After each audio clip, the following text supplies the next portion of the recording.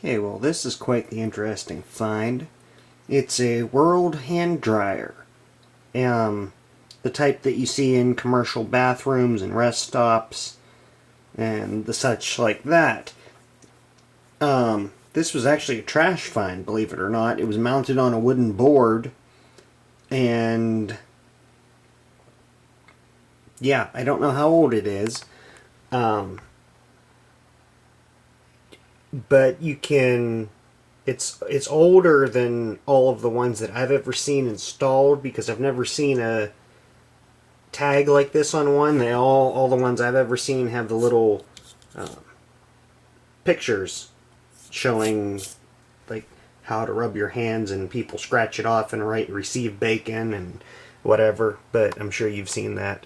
But World Dryer Corporation, World Dryer Manufacturing Corporation, made in USA, and it's a Model A, serial number 83576. 20 amp, 115 volt, 60 cycle AC. Fairly clean. It's in great shape. There's some cracking on the top here of the porcelain, but that's not really a problem, and there's a couple chips there. But the front housing of this thing is heavier than the rest of the unit combined, because the entire front of the entire front housing is about 3/8 inch thick cast iron. So let's pop it open here, and there's the grill that's on the bottom. And you can see how, well, okay, maybe 1/4 inch thick cast iron. And there's the plunger.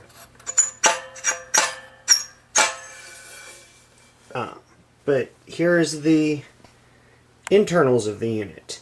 There's the blower motor, which unfortunately the bearings, it actually has a ball bearing motor, and the bearings are completely seized. Well, the bearings aren't seized, just the grease in them is solidified, I guess you could say. And there's the parts. I started tearing the motor apart and decided I'd do a separate video on that. But it is, see if I can focus on here, General Electric Universal Motor, model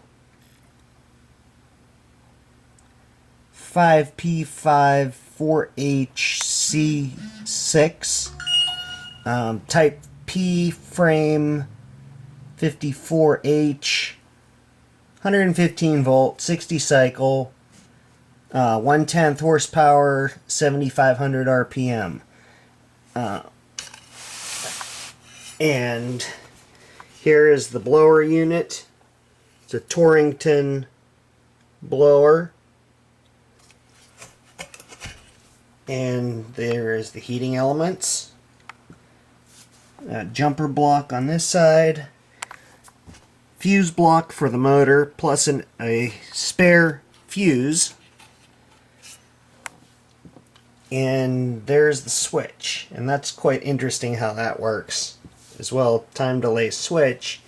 But I have the heating elements and the motor disconnected. And we'll run the switch to show how it works. I think I'm going to have to switch it to night mode when I do that. But let me plug it in here real quick. Okay.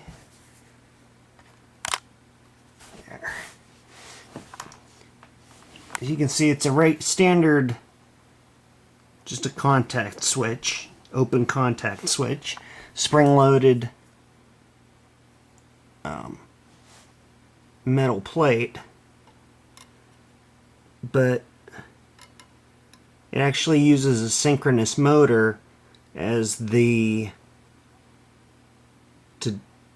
time delay on it. So here we'll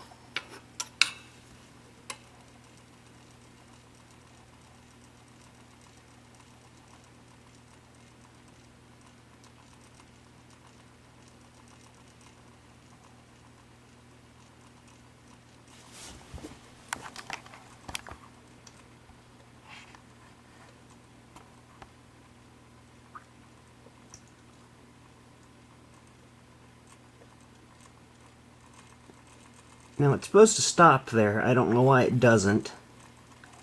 Not sure if that notch just isn't deep enough or what's up with that, but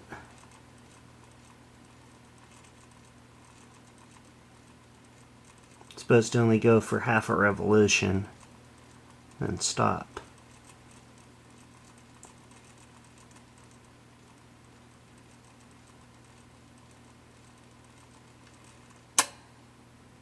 And that's it. So there we go. That's what's inside a hand dryer. Not sure how the new ones are set up. I'm sure that the heating element and everything is the same. I'm not sure what style of motor they have or the switch. I'm sure a lot of them now probably have an electronic relay, just a relay timer for a switch, instead of an actual motorized switch.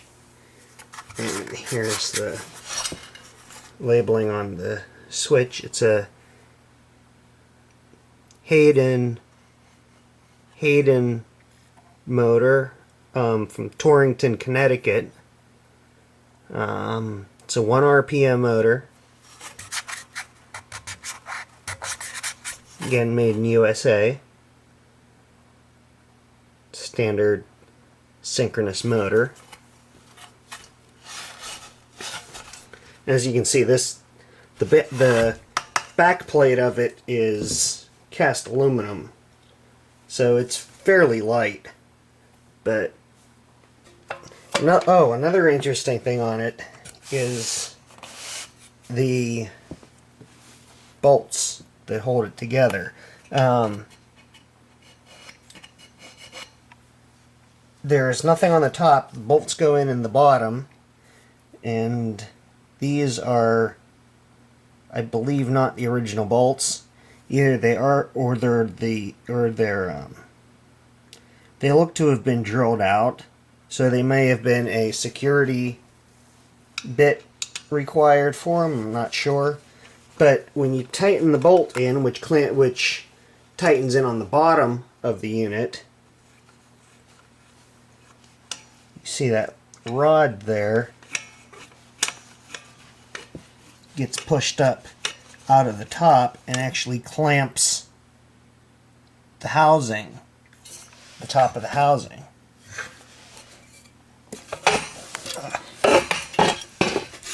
Into those little divots there. And if we can focus on that, there's the schematic and the instructions for the unit. Again, no date on it or anything, so I'm not sure when this was made. Judging by the motor alone, I'd have to say it's fairly old. Maybe 60s or 70s.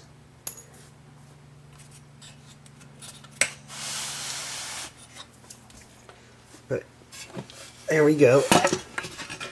And we'll have another video on the motor some other time. So there we go, world dryer.